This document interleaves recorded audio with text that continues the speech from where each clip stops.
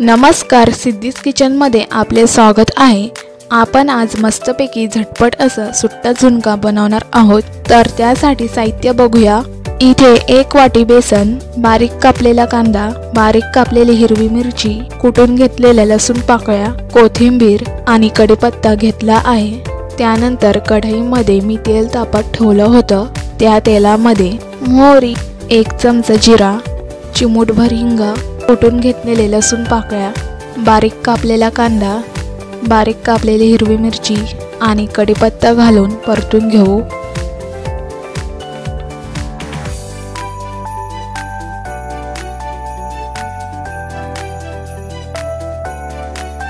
परतून झाल्यानंतर ह्यामध्ये चवीनुसार मीठ, पाव चमचा हळद, धने जिरे पावडर आणि लाल तिखट घालून ह्यामध्ये मिक्स करून घेऊ। आता आपण ह्यामध्ये थोडीशी कोथिंबीर घालून परतून घेऊ।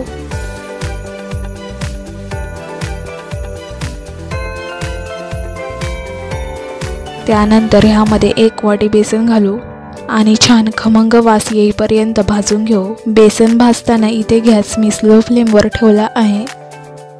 छान मस्त भाजून घेतलं पीठ आपण तेलामध्ये। आता आपल्याला ह्यावरती पाण्याचा हक्का मारायचा आहे। जास्त पाणी नाही टाकायचं, 1 हक्का मारायचा आहे आपल्याला गरम पाण्याचा।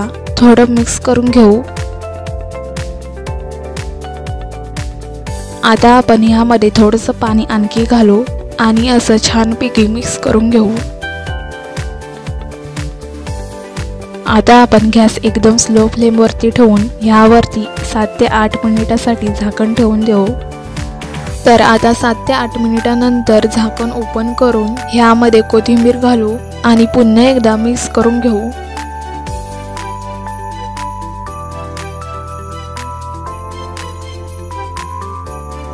तर इथे तुम्ही पाहू शकता की आपला सुक्का झुणका तयार आहे।